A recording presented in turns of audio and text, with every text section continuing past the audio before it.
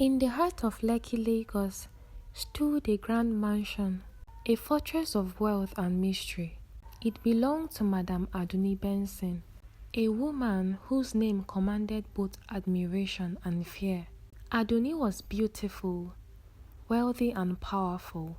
She moved like royalty, draped in designers' outfits, her perfume lingering long after she had passed. Her mansion was a symbol of her success. Gates taller than most houses, marble floors imported from Italy, and chandeliers that shone like diamonds. Exotic cars filled her garage, each more luxurious than the last. But despite her vast wealth, one thing remained unknown. How did she make her money? Madame Adunni has passed through so much hurdles in life that made her make up her mind to do the unthinkable in order to get wealthy. Rumors passed around Lagos. Some said she was a business mogul. Others claimed she had rich lovers funding her lifestyle. But the truth was darker than anyone could imagine. Adunni had discovered a sinister path to fortune, a ritual that turned the essence of men into wealth. Each man who stepped into her bed unknowingly gave her more than just pleasure. They sacrificed their destiny, their success, and their very soul. And tonight, she was about to claim another victim. The nightclub in Victoria Island pulsed with energy. Music boomed, and the scent of expensive cologne and champagne filled the air. Among the crowd, Tope Adekunle stood out. He was a rising entrepreneur, young, ambitious, and eager to expand his business empire. Madame Adunni noticed him immediately. She always knew how to pick them. Men with bright futures, promising careers, and untapped potential. She approached him, her red lips curling into a smile. "You have the aura of a king," she whispered, her fingers tracing the rim of his glass. Tope, mesmerized by her beauty, felt an instant connection. He had heard of Madame Adunni before, but she was even more enchanting in person. He wasn't about to let this opportunity slip. By midnight, they were in her mansion. The air was thick with desire as Tope found himself in the arms of a woman unlike any he had ever known. But as he slept, Madame Adunni slipped out of bed.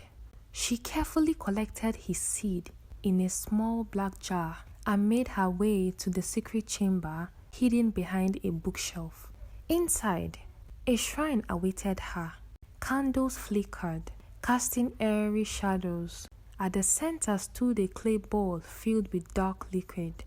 She whispered some incantations in an ancient tongue, pouring the liquid into the bowl. The flames roared to life, and a deep voice rumbled. "Your wealth shall increase, but his destiny is now mine." Tope stirred in his sleep, a sudden shiver running through his spine.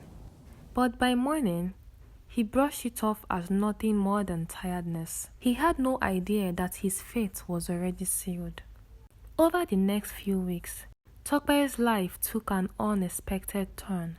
Deals that were once promising fell through mysteriously. His trusted clients withdrew their support, and his bank accounts began to dwindle. He grew weaker, his energy draining as if something was feeding off him. His once bright future was now shrouded in darkness. Meanwhile, Madame Adunni thrived. She acquired another property in Banana Island, adding to her empire. Money flowed endlessly, and her influence grew stronger. But something strange began happening.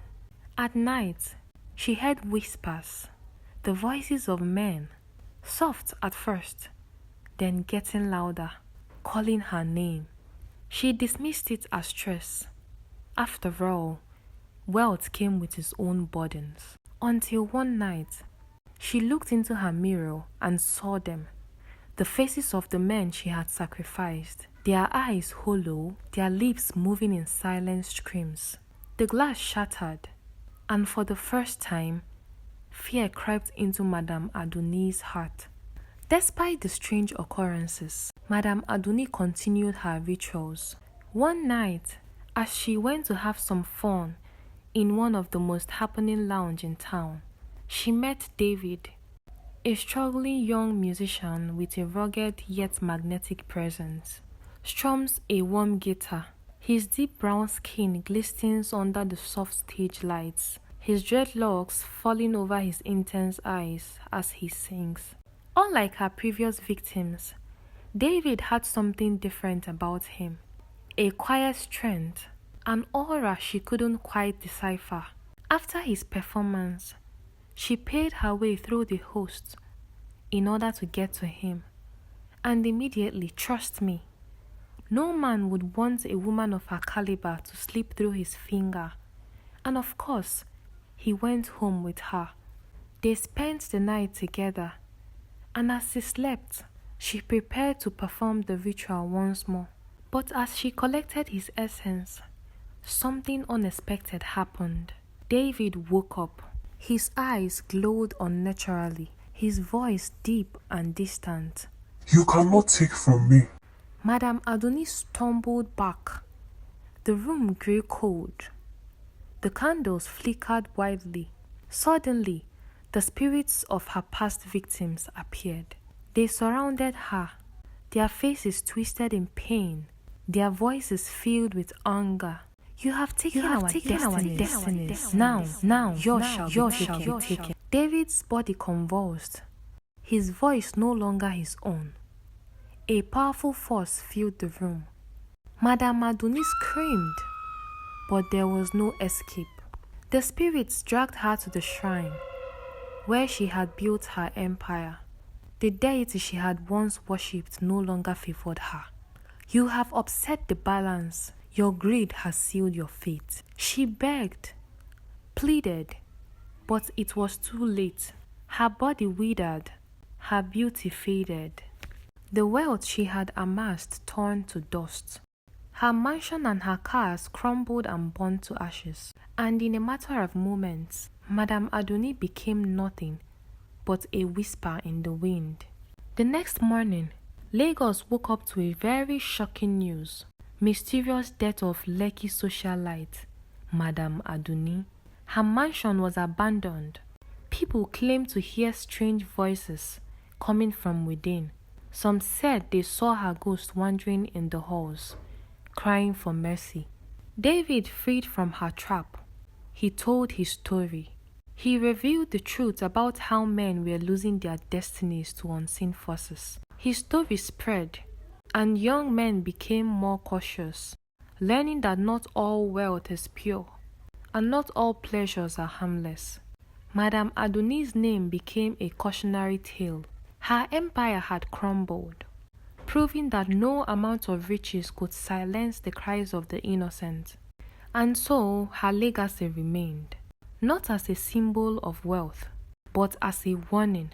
For those who seek riches through darkness, the price is always paid in full. This is the end.